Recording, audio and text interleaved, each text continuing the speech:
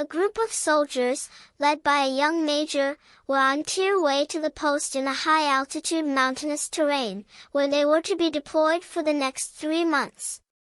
The batch who would be relieved waited anxiously. It was a cold winter morning, and intermittent snowfall made the treacherous climb more difficult. If someone could only offer a cup of piping hot tea, the major thought, knowing it was a futile wish. They continued for another hour before they came across a dilapidated structure, which looked like a tea shop but locked. It was getting late.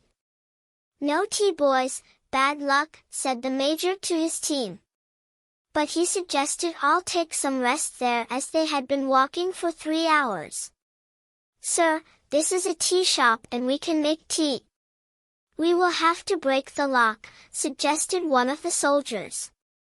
The officer was in a dilemma to the unethical suggestion, but the thought of a steaming cup of tea for the tired soldiers made him to give them permission.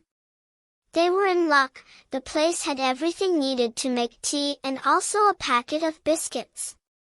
The soldiers had tea and biscuits and were ready for the remaining journey. The major thought they had broken open lock and had tea and biscuits without the permission of the owner. "They're not a band of thieves but disciplined soldiers."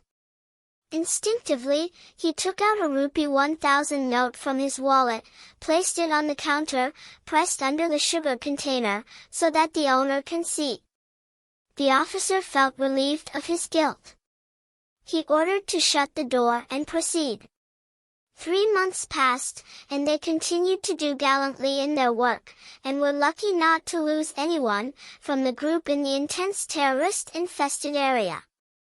It was time to be replaced by the next team. Soon, they were on their way back and stopped at the same tea shop, which was open and the owner was present in the shop. The owner, an old man with meager resources, was very happy to greet 15 customers. All of them had tea and biscuits. They talked to the old man about his life and experience specially selling tea at such a remote place. The old man had stories galore, replete with faith in God. "Oh, Baba, if God is there, why should he keep you in such poverty?" commented one of the soldiers. "Do not say like that, sir. God is actually there. I got proof. 3 months ago, I was going through very tough times.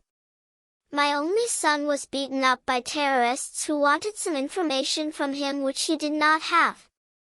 I had closed my shop to take my son to the hospital. Some medicines were to be bought and I had no money. No one would give me any money for fear of the terrorists. There was no hope, sir. And that day I prayed to God for help. And sir, God walked into my shop that day. For when I returned to my shop, I found the lock broken. I felt I was finished. I lost whatever little I had. But then I saw that God had left rupee 1,000 under the sugar pot. I can't tell you, sir, what that money was worth that day. God exists, sir. He does." The faith in the old man's eyes were unflinching.